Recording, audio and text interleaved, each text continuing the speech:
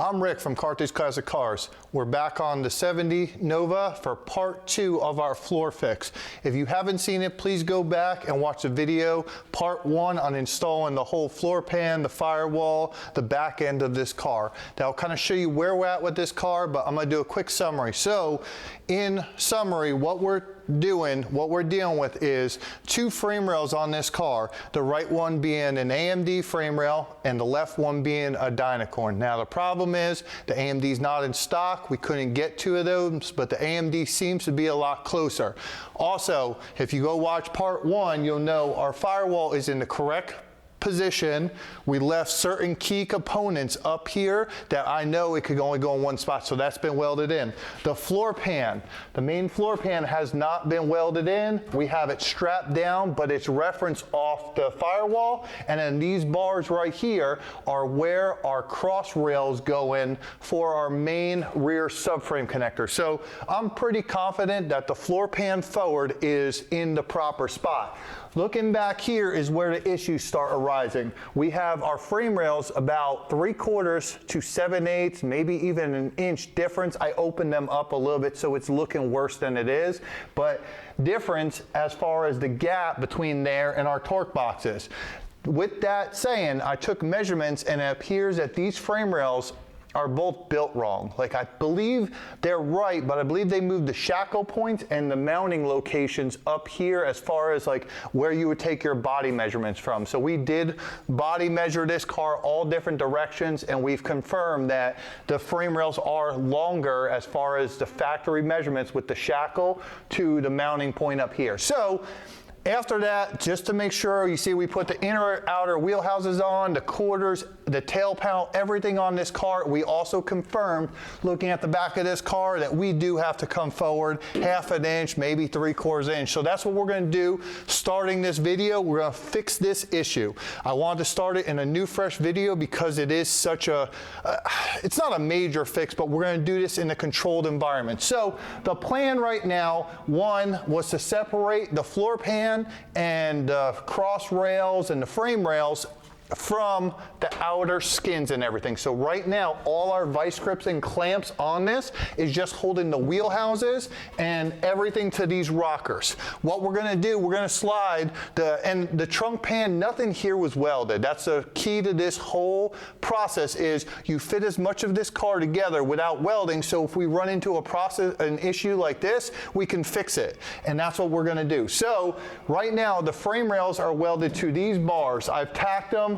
There's one up here, the bar here, and the one in the back. So there's 6 bars, jig points we'll call them, holding our frame rails, the height and everything, and forward and back. What I've done, if you look here, I took markings on the frame rail. So we have a green, a red, and a yellow paint marker. That's on each one of these locations. So up here, I know we're gonna cut the frame rails off this jig point since it's the right height, and we're gonna slide the frame rails forward. Once we end up cutting them, we know if we go to the green mark, we're gonna go to the green mark together, and we're gonna take our measurements. So the green mark is 1/2 inch. When we hit the red mark, that's 3/4 inch, and the yellow mark is 1 inch. That's on everything. I did all of these, and I made sure we're gonna slide straight, because what we don't want the rear end twisting, and we don't trust the frame rails, because I already know the frame rails themselves between them are about 1/4 inch, 1/8 inch difference on the length there. So realistically, we wanna know when the back lines up, where these wheelhouses in this area, on the other side of here, both sides of those line up, and the body looks good. And then we have our front spring perches, which I don't see them right now, but they're floating around here. So we'll get the front spring perches and we'll put them under the car and make sure they line up. Once all that works and everything looks good, that's what we're gonna call this car a day. We might try to take some measurements from the shackles forward just to verify some stuff, but again, even if we're an 1/8 inch, 1/4 inch off, as long as, you know, I don't think you're gonna see a 1/4 inch on the wheelbase, and let's be realistic, a set of worn out springs, or this car is gonna be a 4-link ride height differences, that's a 1/4 inch difference. And it realistically, in the front pockets, there's a 1/4 inch play there of adjustment. So realistically, as long as we're squared, the body looks good, everything's centered, and we're not pulling and prying parts, That's what we're focused on. Now, I also took, you could see right here, I have 4 plumb bobs. I got them dropped in the back, in the same location, both sides right here. They're marked on the frame jig. So that's gonna be, and then our front ones are off the jig, but you see I put this straight edge there, and what we're gonna do, we're gonna walk it forward, and then when these walk forward with it, we're gonna then take our reference point that we're not just relying on these bars. Now, we're gonna leave these bars right here, tacked in the top of the car, and the 4 in the back are gonna move with the car. That's gonna hold our height on the car because the frame rail dips down and everything, so we don't want the frame rail walking forward, lifting the back up or lowering it. No, it lifted up because the frame rails are slowly going down, lift the back up, sliding on our bar. So the frame table is leveled, it's squared. Everything here is why we build on a square level jig platform. So like I said, we're gonna cut the bottoms right now. We haven't done that yet. The only 2, we're gonna leave our 2 clamps in the back here. These are the only 2 that are holding the trunk floor pan to the upper body of this car. Once we're good cutting those, we're gonna remove those and we're gonna try, I haven't figured this part out yet, but a lot of this stuff it's pre-planned and it's, you know, it's done in I guess a very precise measurement, but it's also kind of off the top of our head. We're somehow, I believe, gonna take 2 ratchet straps on each side and just easily ratchet the whole rear end together forward. That's my thinking right now. So it's gonna be a 2-person job. We're gonna slide it forward and we're gonna watch our lines down here, which are all squared up. And like I said, I've also have them set where these lines, this rail, we know when it's going, if it gets out of squareness. So like I said, everything right now is pre-calculated. We'll get to the work. We're gonna do that. Once we get done with this, we'll do one quick over on it, and then we'll start the final weld up of the trunk floor in this part 2 video. Again, if you haven't seen part 1, please go back to that. Let's see if we can knock this out. So now that everything's measured out and everything's ready to move, we're going to go ahead and cut those 4 bars in the back like we talked about. So what I'm going to do is I'm going to take the cutoff wheel and I'm just going around the outside welds, and then I'm going to come back through and finish clean cutting it with the Sawzall with a metal blade on it. What this is going to ensure is that there's no humps, ridges, and we're not moving those 4 bars, twisting the car around at all. So I think this is the best way to go about just making sure we slide level on our table. That's the key right here, is that whatever we do, we want to know, 1, where we started, and 2, where we're trying to go, and without modifying, like I said, the height, the squareness, or anything in the car. So here we are. We got the ratchet straps adjusted on both sides, and this did not go as easy as I thought. In my head, again, this was the first time I've ever done this. I thought we just ratchet it and it would work fine. So I took the sledgehammer and we're just kind of helping it forward as we're putting pressure on it. It's moving. You can see I did move that back bar when I hit it on the bottom.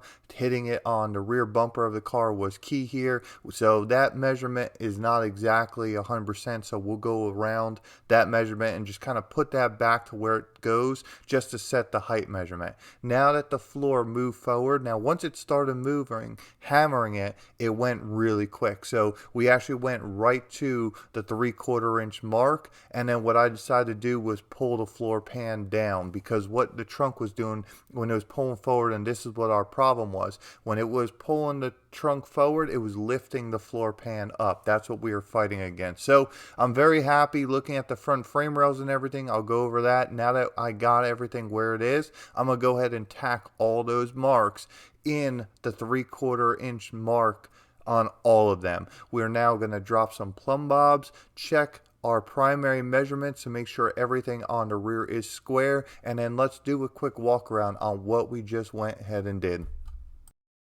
All right, so we did it, we moved it, and this is what we wanted to do. It did move a little bit harder than I thought. For some reason in my head, I thought we'd just ratchet and move it forward. But again, we're going against some car parts and things we're pushing against each other, and the whole car technically is assembled. But with a little bit of help with the straps in the front, the driver's side, we used the monkey on a stick a little bit to yank it forward a little bit further, but this side moved with the strap. You can see what we ended up doing. I believe this car was about 5/8 of an inch off. We went to 1/2 inch, it was close, but then we actually did move it to a 3/4 inch and went a little bit further. So I think we might be an 1/8 of an inch further forward than where it realistically should be. I can guarantee you these cars are more than 1/8 of an inch off factory. Now the reason I did go forward a little bit more, one, this AMD rail now fits perfect underneath. Like I said, I got pulled the floor pan a little bit down. I pulled it in the back here because as we're coming forward, the floor pan is trying to lift up a little bit. So we ratcheted that down, but realistically up here in these spring perch areas, that has to be pulled down. This side, you could see this spring perch. Here's our first thing that we're checking. It fits in all 3 alignment holes. Now, looking at the other side, that's the Dynacorn frame rail. Looking at it, it's still about 1/4 inch or so too far back. That frame rail is just wrong. I mean, it's not even a measurement from the 2 shackles. Like I said, I believe with the AMD frame rail, the measurement's off just with the shackle and the hole, but I believe overall the frame rail itself is the right length. That Dynacorn one, it's a 1/4 inch too short. So saying that, we are gonna have to cut that frame rail because even the spring perch right here, you could see it doesn't quite line up. The rear end of this car is square. Now saying that, even if you look at the other side where the wheelhouses are, this wheelhouse area up top and in the bottom, it fits perfect with the wheelhouses on both sides. And actually that side is actually a little bit tight on the trunk drop off. I should be able to hit the trunk drop off back. But again, we know we're pushing our limit. That was that last 1/8 of an inch coming back where we were binding on that. And that's why we used the monkey on the stick. But saying that, looking at our upper frame rail, so now we saw the front spring pockets. I know we're square on both sides because, like you said, our spring pockets are right at the red mark. That's our 3/4 inch mark. So that's what I was figuring. These bottom supports are all at the red marks looking around. We know we're straight coming forward, and then we dropped our 2 plumb bobs up front. We ran our level, and you could see right there that that was about 3/4 of an inch forward. Same thing with these back ones. Here's where we were on our plumb bob. 3/4 inch forward. Like I said, everything with the body now is looking perfect, and even this back area, you could see now we're lined up right with the edge. And with this tail panel, what's cool about these cars is it does have a little bit in and out of play. But right there, like I said, when we put it right there where it's supposed to be, that's looking really good on this Nova. So all in general, what I'm gonna do now, we have the bottom supports welded in. We have them tacked back to the frame rails. This trunk shouldn't move anymore. I need to pull the outer skins and everything back off this car, and then we're gonna go ahead, one, fix the frame rail. The Dynacorn side, we're probably looking at it and just making a quick judgment call. I might slice it and then add a little piece in there just to move everything forward. I gotta look at that a little bit closer, but I might do that. And then we gotta pull that floor pan down in the front, align everything, and get those frame rails screwed into the floor pan nice and tight. So we're gonna go ahead and do all that. Some of that's gonna be done off camera. When I'm done with that, I'm done with the frame rail, I'm gonna come back and we'll go ahead and we'll weld up the rest of this floor pan and do a quick walk around. I'll show you how I finish that. Now saying that, I'm not trying to bash Dynacorn. We've had other parts that fit really good. Obviously, unless they fix it, a Nova frame rail on their point does not seem like it's something I would personally use again. I'd rather try to just use it as a patching frame rail. So looking back now, knowing what we know, I would have left the factory frame rail on this side of the car, and we would have tried to hopefully just put a rear clip on the frame rail or something else. So let's get to the work. I'm glad this worked out. Again, it's not that big of a deal. It didn't take a lot of time, but the key is preparation and taking all our measurements so we know we did this in a controlled environment versus just kicking the car and hopefully it fits where the metal is, because we know if the frame rails are stamped wrong, there's a good chance those inner wheelhouses aren't stamped right, the quarters aren't stamped exactly right, so we can't just go by that. But we are going to take some more measurements on the frame to make sure everything wheelbase wise is side to side correct. That's what I'm focused on. Shackles to front subframe mounts, things like that. I want to take those measurements first. If those all work out good, we're going to go ahead and weld this up. So stay tuned, let's get to some more work. So as you can see, I'm starting the welding process on the Nova. All I'm really doing right here is going from the back of the car and working my way forward. And the reason being is everything on this car is so screwed down, tacked down, welded down, especially since we had to move the floor pan, we really cinched everything down even close. So the idea with the welding is nothing should move. I'm gonna just start on the back and work my way forward just so I don't miss anything. But what we ended up doing off camera, Chase and I removed all the outer skins on the Nova. I left the package tray and the rear seat divider in there. Basically, that was just to hold the car and make it a little bit stiffer and just support it so the top doesn't move. But we used the tram, we used the plumb bobs, we used tape measures, and we set this whole car and measured off points that were referenced off the frame measurements. And then we also used measurements that weren't even on those marks just to make sure everything's square forward to back. So what we've determined is the trunk floor is square, everything is in the right spot. I think 3/4 of an inch was actually where we're supposed to move, so I think we're right on that mark. Let's just say I was wrong and we were forward or back a 1/16 of an inch. That won't actually affect the wheelbase because the wheelbase is actually set off the front spring pocket. So no matter what, your 4-link bars or even the front segment on your springs, that is your stiff point and where the wheels pivot. So I'm not even worried about that. But again, I'm really confident knowing our front jig marks are right, that the floor pan and everything, our wheelbase is correct. Everything on the back is squared, it drops in, and everything fits really well. So we're going to go over a lot of this stuff in the closing of the videos. I'm going to go over the measurements that we found and the difference. But what we have come up with was the AMD frame rail lengthwise is correct. It was just 3/4 inch set back where the shackle location versus the front location is slightly different.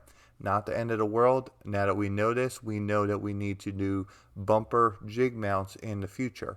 The Dynacorn rail, I'm going to show you as we're working this part of the video, it is 1/4 inch off almost exactly. So we have, once we took our measurements, there's a 1/4 inch that this rail we need to come up with metal to fill in the void. It's just a different length than the AMD frame rail, which we're assuming now it's also a different length from the factory frame rail. Again, all this will be summarized at the end of the video when we do the walk around and once we're done with the welding work. So right now you could see I'm very lucky to have the spot welder. It makes things a whole lot easier on the welding phase. You know, if you were welding this trunk floor and you didn't have the spot welder, you have to put all the little rosette holes going front to back. You'd have to make them up. It's not the end of the world. It just takes a lot more time between the welding and the grinding. Where right here, all I need to do is change the different attachment heads to get in the Novas. You could see we need to put a longer attachment head on the bottom so we can clear the frame rail when it lifts up. But once we get the attachment head set and we have it figured out, I could just sit there and adjust my power, run right up the frame rail, and just weld it. I'm gonna stop and I'm not gonna weld around the shock tower area. The reason is, I already said it, that the car is getting mini tubs and we're actually probably doing a 4-link rear end on this car. So in the next video that's going to be to come, but what we'll end up doing, there's no sense in welding up around the shock towers when we know with the mini tubs we have to start cutting them apart. So right here we're going to just continue it. I will have to slice this area a little bit, and I did weld this side, but the other side is the harder side to get to and it's more incorporated in the frame rail, so that's the area I left all my welds out. But right here, the reason I can't use my spot weld, or I can't access both sides of it. You see they got the shock tower cross member here, so this would come as a one-piece AMD trunk pan, so the cross rail is getting in the way. So right there, I showed you in the last video, we drilled the holes in the frame rail and then we're going to weld from the bottom up. I try to weld in on the back side of a strong metal, and that cross rail is a frame rail to frame rail, so there's no issue on welding those. It works better from the bottom, being that you can't access it from the top. It's really the only way to do it. With the floor pan to the trunk pan, it's the same thing. We're just going to use the MIG welder. Again, we can't access it with the spot welder. You can actually see on the bottom of that trunk pan a second ago where our MIG holes were actually coming through the frame rails. We have good penetration on it, and that's what we want. Also, looking underneath as I'm welding this floor pan, you can see I put a bunch of holes in this thing. I put a bunch of spot holes to come through with the MIG. I want this thing, when it goes in there, I want it to not move. I want it to be extra strong. I want this car to have as little flex as possible. And I feel like the more welds you put in one of these things, that's going to be the stronger it's going to be. I feel the extra welds and some of the attention to the details and the body fitment and everything like that are some of the small things that you can see that set our shop apart from other shops. Not saying all of them. There's shops out there that do build very quality cars, but there's other shops that are just cookie cutter, just throw them together as cheap as you can, and when you try to bolt a fender on them, it doesn't go on. So right here, a lot of times if the owner lets us, we'll send the car, like I said in the past, with the whole front end back on the car, the doors, everything. I'll put the bumpers on if the owner will let me, and the grills in these cars, because the aftermarket grills have such hard times fitting, and then the owners know when they go take the car back that it should be as close as it can with their parts they're going to put in this thing. So same thing, you see I still got the straps down on this thing, yanking the floor pan down to our front supports. Once we work our way down the sides, we're now going to just button everything up on this front hump to the firewall that is already welded in. You saw that on the last video. So this part would have been about the same. We would have welded the firewall, I would have welded the rear clip, and then on the Novas in a standard process I usually just finish up with the floor that connects the two and sets on top.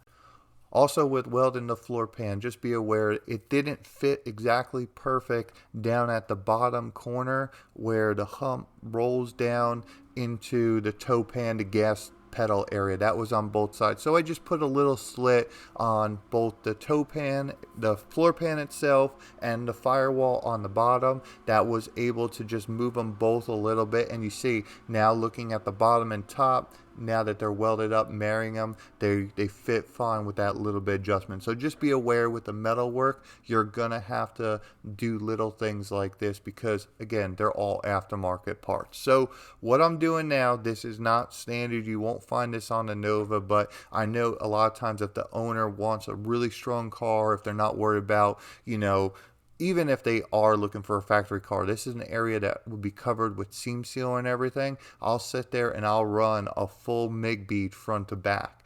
We got our rosette holes in the bottom.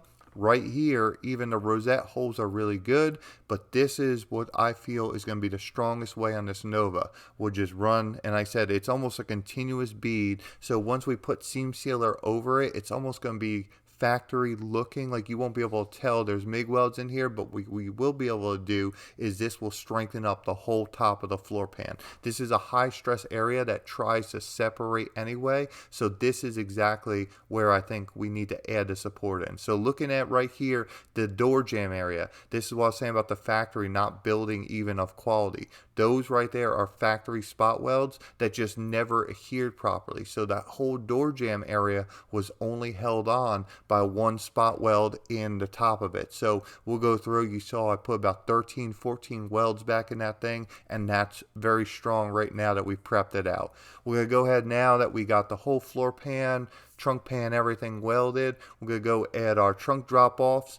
Normally with these, you want to make sure they fit the quarter panels. I have everything marked. The quarter panels were already on this car, so I'm confident in the fact that we can weld these back in the same marks and they'll fit right with our wheel houses, everything else. And then this will enable us in the next video to tie our mini tubs and our 4-link kit right into these already on the car. With the Novas, you'll see you do have to make a couple patches on the mini tub kit. So you can see right there is where I put the screw holes in there. I push them up and I clamp the front. I have a mark right there where the clamp, because that's going to set the quarter panel angle. And you can see I I take the spot welder right up, we go as far as we can, and then we switch the attachments on the spot welder. Because the long arm attachment, it can't reach with the angle, it gets in the way of the frame rail. So again, right here, you could tell I got about a spot weld every inch is usually about what I shoot for, where it's not really overkill, it's just holding the car together.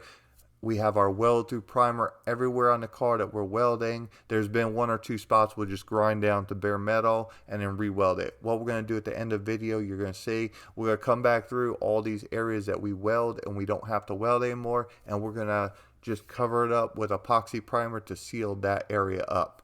With the front cowl areas, you saw we test fit those and we assembled that front cowl piece on the car, welded them in. So on this video, we're going to go ahead and add our seam sealer. So I'm definitely not a seam sealer expert. There's plenty of videos out there if you want a factory look, if you want, to do it a little bit cleaner. This is an area that no one's going to see. The reason I'm doing it right now is because you won't be able to access it once we put the side cowl pieces on. So there's already epoxy down.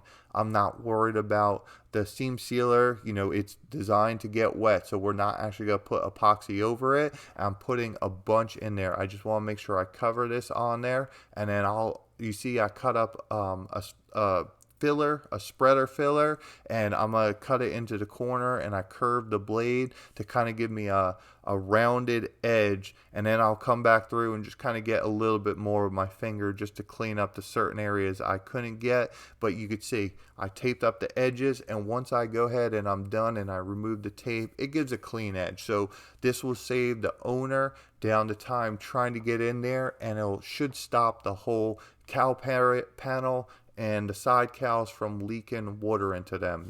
That's the whole idea here. This should be done before the side cowls go in. What I'll do, if possible, I'll let the seam sealer sit overnight, 24 hours, as this stuff is really flammable. Even when it's dry, it's flammable. So what we're going to do, especially with the MIG welder, as we're welding it, you can see right here, we're test fitting it and making sure everything's tight where we want it. But with the MIG welder, I'll go ahead and just make sure and be aware where I'm welding. Again, this area at the bottom, I know I put a bunch of seam sealer. It did spark up and smoke a little bit. I just take air off the compressor right in there and just make sure we put it out. This is just something to be expected. It's the less of two evils. What we can do, though, in the bottom, if we are worried about it, we come back through and access the bottom with a little more seam sealer. So I looked at it. It didn't need any more. I just went heavy on the bottom, and that's the only reason that area caught up. But be aware that where you're welding around the seam sealer, it's highly flammable, so be careful. Make sure you have plenty of ventilation. So I ended up doing the MIG welds on the back side of this cowl panel because there's 3 pieces that are all put together. I can use the spot welder here. I just don't have the confidence in that spot welder. I just compared to my MIG weld. So I went through and I just rosette MIG welded it. It's not that big of a deal. And then we went on the outside of the side cowl and spot weld it. There was one area on the other side. We'll just do a quick little slice in the middle. That will leave the pressure on from where the spot welds both pinched it on both sides, and that excess material was overhanging. You'll see a lot of times on the factory, I believe what they do, they actually spot weld up on these cowl panels because all the excess is on top. So if you ever look in one of these cars, the top will be bowed up and it'll be jumping between the pieces. What we're trying to do here, we're trying to make these cars look like they fit a lot better. So we're going to just go ahead and just pie cut it, let the pressure relieve, and then fix it there. So you could see even this one fits a whole lot better. We're going to just run our spot welds right down the whole side, and now the side cowl panels are done. We'll go ahead and do a couple patches on the top windshield area, and then this whole area will be ready for epoxy primer. We're going to now turn our attention on the frame rail fix and how I went about doing that. You can see I got my front spring perch from my leaf spring. I have it tacked in the bolt holes right there, and what I'm doing, I'm using that to set the front frame rail. It's still, the bolt hole was not in the right spot. We'll go ahead and drill that, but looking as we're tacking the patch up top. Once I end up doing that, I cut these plates with all these rosette holes in them after I cut that 1/4 inch front frame rail section, and I welded them in. I did both sides like this, and then what that's going to allow me to do on the bottom of the frame rail, we could come back through and now we have a backing to also weld and add our filler wire. This is also going to strengthen the frame rail. You can see we moved the whole front spring perch area where it bolt forward. I believe that's what was wrong on this frame rail. So we'll just go ahead and fix it, and then when we get done with this whole process, I'll do a walk around and I'll show you the end result. But I believe when this Dynacorn frame rail is done, you should never know that we did this, and two, it should actually be stronger than the factory style welds and the frame rail just with the single 16 gauge frame rail, now that we got the backing plates and everything else behind it. Right now the whole car is welded front to rear. We're done with everything. We're going to come back through now and we're going to grind all our MIG rosette holes. This is the benefit, like I said, of using a spot welder. You don't have to do this, but I find the belt sander on an 80 grit seems to work best. We just turn it on and the only thing we just keep going until we end up changing belts. You can see it works pretty good, and then what I'll do, I'll come back through with an 80 grit on a surface prep disc and then a DA sander. That's going to prep this area. The surface prep disc on the 80 grit will kind of just smooth out all the belt grinds on it and just make everything level. Again, these are areas like this floor pan that's going to be covered in seam sealer to stop water from getting in. So realistically speaking, I mean, it's on the bottom of a floor pan, under the carpet, everything else, but still we want to make it look good for the owner, everything else. So we're proud of the work, and how we do that is just grinding them down. But the surface prep disc will make it look cleaner, and then we'll come back with the DA sander and we'll just scuff all these areas, and that will allow it and get our area set that we're going to go ahead and epoxy prime. We are not, like I said, going to epoxy prime everything on this car. There's a couple areas that we still have to do work on and add panels. So we're going to be aware of that, and then we're going to pick and choose where we epoxy prime. The last step in getting ready for the epoxy primer is going to be wax and grease remover. So we've already DA'd the car, we've gone over with the red Scotch-Brite and just cleaned up all the areas that we put heat on and got the old epoxy off as best we can. We're going to do one good coat of the wax and grease remover, let it soak in for a little bit. We've also done the bottom of the car and just wiped everything down the best we could. It does evaporate, but we also don't want puddles, and this will also soak up any more dirt.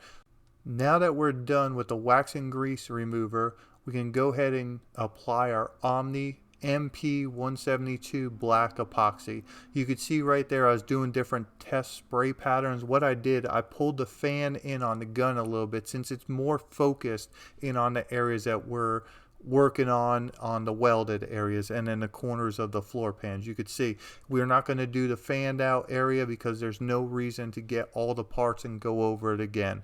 You can see I'm kind of just going over the edges where we welded about 6 inches in, and then down the whole trunk pans. I did pull them all the way to the end. So we're going to put 2 coats on this. We also did the whole bottom of the car, waited a 15-minute flash period, and now we're going to do our quick final thoughts now that the car's all covered up and done in the epoxy face.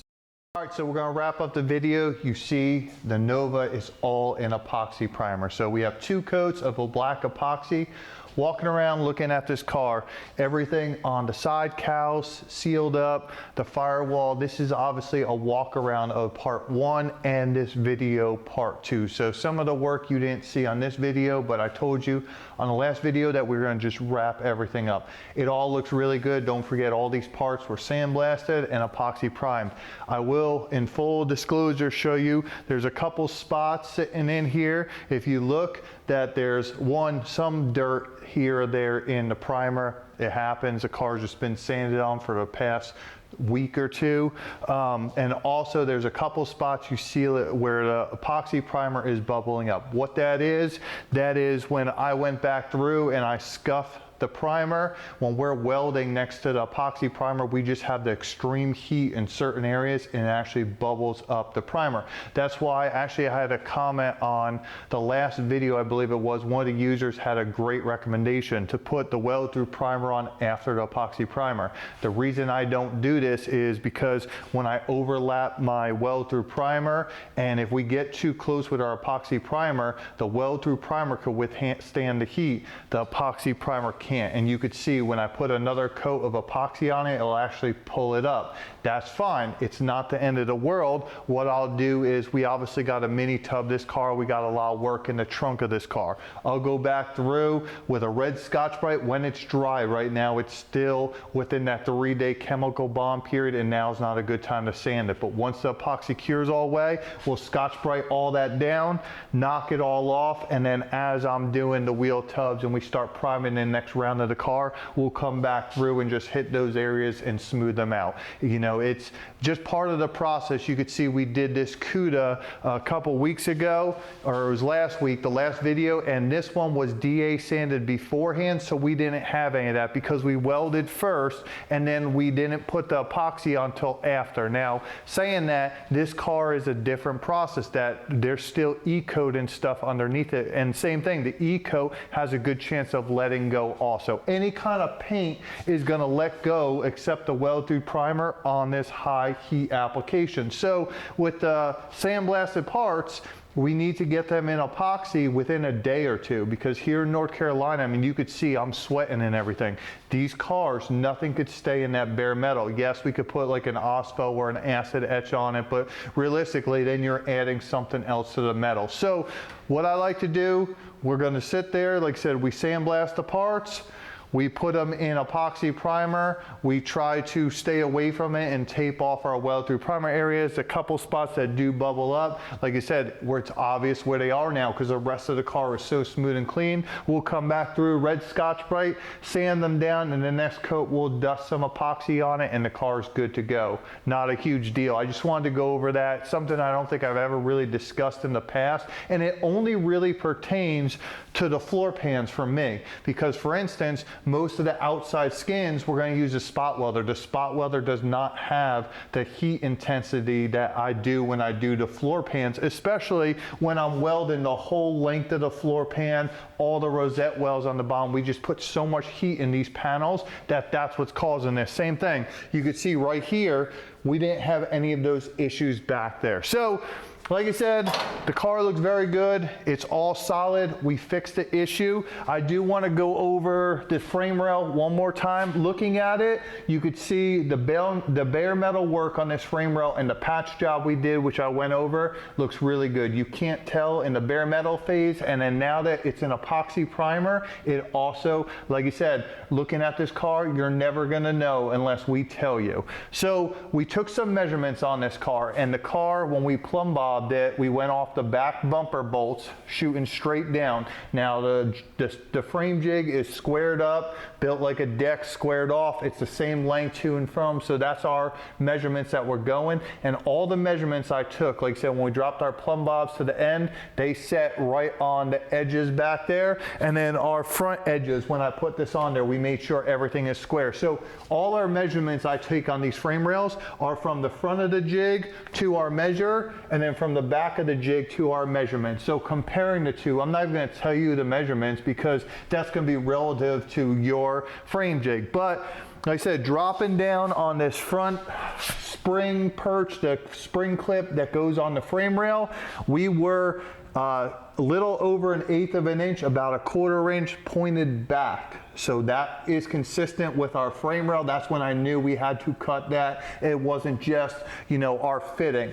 Looking at the back over here, the back shackle right here is still right now 1/8 of an inch pushed forward back versus the other side. Again, that's 1/8 of an inch difference from this side with the shackle mount and that side. So again, we know the frame rails are different. The good thing about this car, one, I said it in the past, 1/8 of an inch on a leaf spring car is not the end of the world. I mean, it's not a drag car. Even on a drag car, you figure a bushing, unless you're running solid Heim joints, you're gonna have 1/8 of an inch play in the bushing. So that's not the end of the world, but I just like to be aware, and I want the owners to be aware of where their cars are at and how straight we build them. You know, they might be this far off in the factory. We get some in here that I can't tell if they're done with wrecks over the years or people mess with them, that they're just just, that's, you know, they're that far off. But where we're at right now, like I said, the front end on the floor pan, so our front mounts that the front bolt goes in for our front leaf spring purchase, I drop them down and they both match on both sides. So that's the rear section and the front section. So we know both of our front mounts are coming off our 4-link that we're going to install in this car are going to be in the same location. And then we're going to reference our top. We're going to install them, you'll see in the next video, and they're going to be referenced off the floor pan too. So realistically, that 1/8 of an inch drop in the back, it's not really important thing. I think moving this whole car forward, the whole rear trunk pan, was the right way to do it. Like I said, it was an unforeseen issue that we ran into. It's something we know how to correct in the future, and we'll adapt and overcome to it. Would I use the Dynacorn frame rail again as a full install? No. I would try on the next time, knowing all the work we had to do to buy that as a patch rail and then jig off the original rail and section in the parts we need. Would I use the AMD frame rail again? Yes, I would. I'm very happy with the install on it. Now I know how to jig it properly. I think it matches up with the rest of our measurements. The hole on the spring perch is just slightly inward a little bit. It's not the end of the world. But again, we're going to just make that a little bit bigger. But that's kind of like all the door hinges, all this stuff. We'll open those holes a little bit. We can't be that specific, but as far as the rail itself, everything matches up. You could see really the trunk pan install is looking really good. I did leave the weld-through primer up here, and I didn't touch this area for our Detroit Quattro-Link installation, which is going to be the next video. So the next video is going to be a mini tub, the Quattro-Link installation, and I believe that's going to be it for the next video. After that, we're going to go ahead and start installing the external sheet metal on the car, and it's going to start really coming together really quick. So stay tuned for that. Thank you for sticking along on the 70 Nova. I know normally I don't do a 2-part video, but you see, as long as the previous video is and as long as this video is, it really had to be a 2-part section. Thank you for everyone that stuck through both parts. I hope this really helps you on a Nova build. And again, I'm not trying to bash the Dynacorn parts or put them out of business. There's just ways we can find better parts and fix the tooling. There's other parts on Dynacorn I will choose over other brands in a heartbeat. So this frame rail is not one of them. So stay tuned for more videos on this build. Like I said, we have the CUDA coming. We got some more going on with that car. We have other vehicles, bodywork things going on in the shop. Thank you very much for everyone that follows along to the videos, supports the shop, supports our channel, and lets me do this. It's really a dream. I love doing this stuff. So, and cars especially like this that get you thinking and trying to problem solve the issues. I welcome the challenge, and like I said, I'm really happy this one worked out. I think the owner's going to be very happy with it. So, like I said, stay tuned, like, comment, subscribe to our channel, and we'll see you on the next video. I'm Rick from Cartridge Classic Cars, and have a good week.